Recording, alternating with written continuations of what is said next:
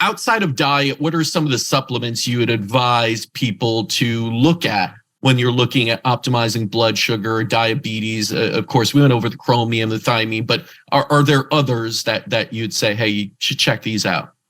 So there's a really cool form of thiamine. It's called allithiamine. It's the form that's found in garlic, and it's particularly highly brain and cellular bioavailable.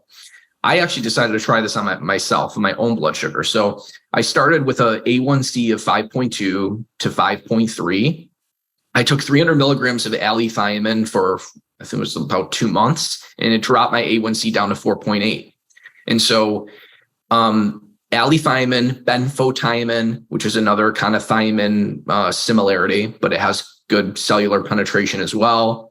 Very good for improving blood sugar levels and enhancing insulin sensitivity. The key with, and this is another nutrient, just like chromium, when I looked at thiamine, I looked at the diet, how much we're getting. I looked at how much we need, per what the, government says.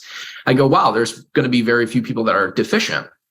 But when you start looking at B1, we barely store any vitamin B1 and store about 30 milligrams. So you can become really depleted very quickly from being sick, just, having a cold, from inflammation in the body, from exercise, even drinking coffee or tea, black tea or green tea, close to your foods will inactivate thiamine and reduce its absorption.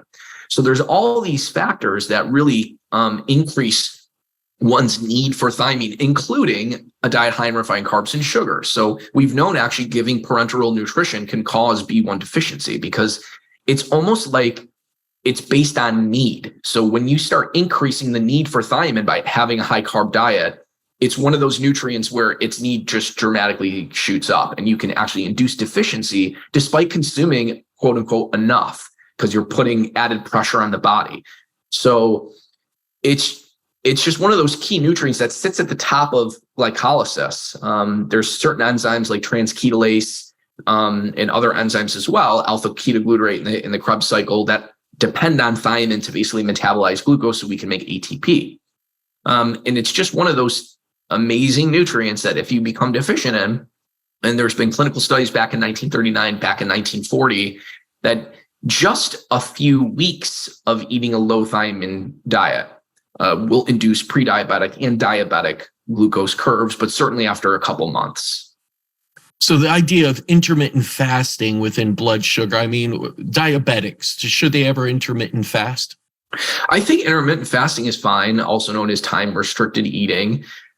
But you can get yourself into trouble if you're not getting enough micronutrients because you're, let's say, only eating one meal a day and that meal isn't really optimized well. And you do that for a really, really prolonged period of time. Plus you're active and your nutrient status, is being depleted through sweat and this and that. And then you're only eating once a day. It's hard to really pack in all the nutrients in one meal. So intermittent fasting is a tool, but don't overdo it.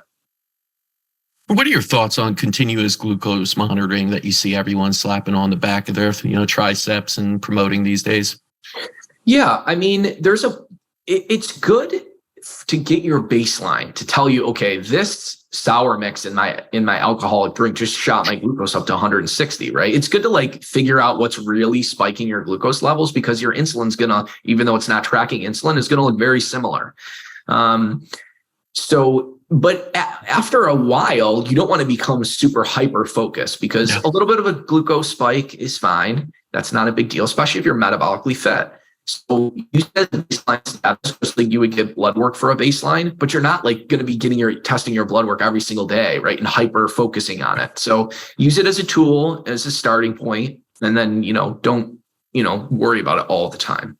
Yeah, I like that advice because it is true. Too many people get hyper-focused and then lose sight of the big picture of understanding other elements of it, not just glucose, and kind of, only focus on that, only stress on that. And then you stress eat, basically. So everything you eat, as good as it is, isn't going to be absorbed. You're going to be in a sympathetic state, that isn't good for digestion. And you start to not understand the results because it doesn't seem like the food itself is impacted. It's more your response to it. So you get in that, disease cycle almost as well, just through the stress response of it.